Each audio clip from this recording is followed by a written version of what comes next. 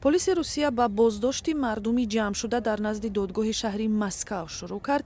این در صورت‌هایی بود که در داخل دادگاه مرافعه منعقد کرملین الکسی نوالنی شروع شد. ژورنالیستان خبر می‌دهند که در اطراف دادگاه شمار خادمان پلیس خیلی زیاد است. نمیدونم تا کجا در قضیه نوالنی نظر دیگر داشتن ممکن است یا نه. این یک مرافع بی‌قانونی است. مرد را به دلیل بازداشت کردند. این یک تعقیب سیاسی است. اگر شما راهپیمایی ها را پیگیری کنید دیگر باور دارم گپی نمیماند. دادگاه قرار به 3.5 سال حبس محکوم کردن نوالنی را از روی قضیه دادگاهی سال 2014 بررسی میکند. قراری در این دادگاه صادر شده میتواند باعث تحریم های نوی غرب علیه روسیه شود.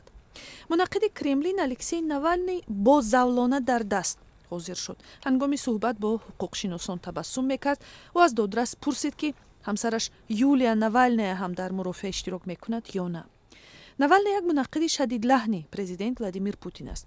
او را 17 ژانویه هنگام بازگشتش از برلین بازداشت کردند.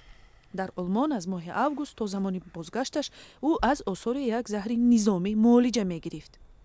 مقامات نظام زندان‌های روسیه نوالنی را در آن متهم کردند که حکم حبس شرطی دادگاه سال 2014 را ویران کرد، چون باید هر سری چند وقت درباره بود و باشش در روسیه خبر میداد. قضیه مذکور به صرف مبلغ‌ها و فساد ربط دارد و خود نوالنی آن را همچون دارای انگیزه‌های سیاسی رد کرده است. بر اساس قرار دادگاه در صورت ویران کردن قرار حبس شرطی به نوالنی تا 3.5 سال زندانی واقعی تهدید میکند.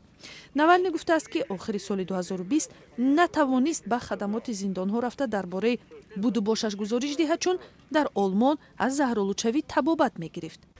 روز دوشنبه دادستانی کل هم گفت که از دادگاه درخواست میکند که عریضه خدمات زندان‌ها را قانع کند. روز 2 فوریه طرفداران نوالنی در بیرون دادگاه برای پشتیبانی از او جمع شدند. به اطلاع وبسایت اوود اینفو پلیس نه کمتر از 100 نفر را در نزد دادگاه بازداشت کرده است.